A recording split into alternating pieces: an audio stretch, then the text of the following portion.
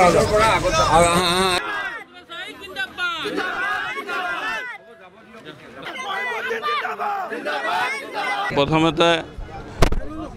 আমাৰ অসম প্ৰদেশ কংগ্ৰেছ কমিটিৰ ভূপেন বৰা ছাৰক আন্তৰিক ধন্যবাদ শুভেচ্ছা জনাইছোঁ। জিলা কংগ্ৰেছৰ সভাপতি মাধৱৰাজ ডাঙৰীয়া তেখেতক শুভেচ্ছা জনাইছোঁ, ধন্যবাদ জনাইছোঁ। বেচিমেৰী ব্লক কংগ্ৰেছ কমিটিৰ সভাপতি শ্বৰিফুল ইছলামক ধন্যবাদ জনাইছোঁ। তাৰপিছত ধন্যবাদ জনাই মই সৰ্বসাধাৰণ ৰাইজক, মোৰ লগত কাম কৰা অবিৰামভাৱে 15-20টা দিন কষ্ট কৰা, দিনে নিশাই ৰাতি কষ্ট কৰি যি আজি মোক বিজয় লাভ কৰি, এই বিজয় মোৰ কাৰণে বিজয় নহয়, এই সৰ্বসাধাৰণ ৰাইজৰ বিজয়, বেচিমেৰী জিলা পৰিষদ ৰাইজৰ বিজয়।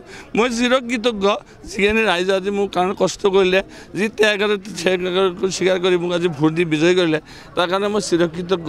সমূহ ৰাইজলৈ মোৰ আন্তৰিক ধন্যবাদ শুভেচ্ছা থাকিল। প্ৰথমতে আমাৰ দলৰ নেতৃত্বক আমি ধন্যবাদ জ্ঞাপন কৰিছোঁ।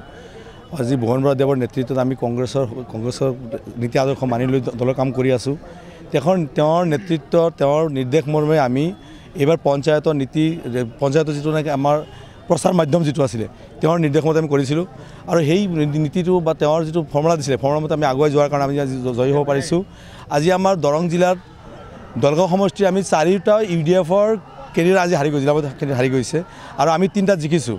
জিকাৰ মূল কাৰণ হৈছে ৰাইজে আমাক আঁকোৱালি লৈছে। আৰু বিগত দিনৰ যিটো নেকি বদৰুদ্দিন আজমল চাহাবৰ দল, তালাচবীৰ দল যিটো আছিলে, এই দলে যে ৰাইজৰ লগত এটা গাদ্দাৰী কৰিছে, ৰাইজৰ লগত যাতে সিহঁতে যে মানে ভেকুৱানা কৰিছে, সেইটোৰ প্ৰতিফল হিচাপে এইবাৰ আমি কংগ্ৰেছে জয়লাভ কৰিছোঁ। আৰু আমি জয়লাভ কৰা বুলি নহয়, আমি অহা দিনতো আমি ভাল ফল দেখাব পাৰিম। আজি ভুৱন বৰা দেৱৰ নেতৃত্বত আমি দলীয় কামখিনি কৰি যাম, ৰাইজৰ হকে কাম কৰি যাম, ৰাইজৰ উন্নয়ন আমি কৰি যাম, ৰাইজৰ স্বাৰ্থত আমি কৰি যাম। আমাৰ দলৰ নেতাই আমাক নিৰ্দেশ দিছে, সাধাৰণ ৰাইজ, দুখীয়া ৰাইজ, খেতিত কাম কৰি থকা ৰাইজকো আমি গুৰুত্ব দিব লাগে। আমি একদম গ্ৰাছৰুট লেভেলৰ যিখিনি কৰ্মী আছে, কৰ্মীৰ পৰা আদি কৰি সকলোকে লগত লৈ আমি দলৰ কাম কৰি যাম। 2026ত নিশ্চয় আমি জয়লাভ কৰিম, কিন্তু আমি বহি থাকিলে নহ'ব। আমি জয়লাভ কৰাটো একদম 100% জয়লাভ কৰিম, কিন্তু জয়লাভ কৰা এনেও কৰিব লাগিব য'ত আমাৰ ইয়াতে 3 লাখ 25,000 ভোট আছে, আমি চেষ্টা কৰিব লাগিব যাতে আমি 2.5 লাখ ভোট ল'ব পাৰোঁ। কাৰণ যিহেতু আমাৰ কংগ্ৰেছৰ বহুত প্ৰয়োজন হৈছে। আমাৰ মাইনৰিটি মানুহৰ আজি আমাৰ কংগ্ৰেছৰ নহ'লে আমাৰ যিটো চৰকাৰ চলাই আছে, এই চৰকাৰে আমাক কিন্তু কোনো পদে শান্তি থাকিব নিদিয়ে। তাৰ বিৰুদ্ধে আমি ওলাই যাব লাগিব আৰু আমি গণতান্ত্ৰিকভাৱে আমি জয়ী হ'বৰ কাৰণে আমাৰ ৰাজনীতি আমি কংগ্ৰেছ আমি 26 আকৌ জয়ী হ'ব।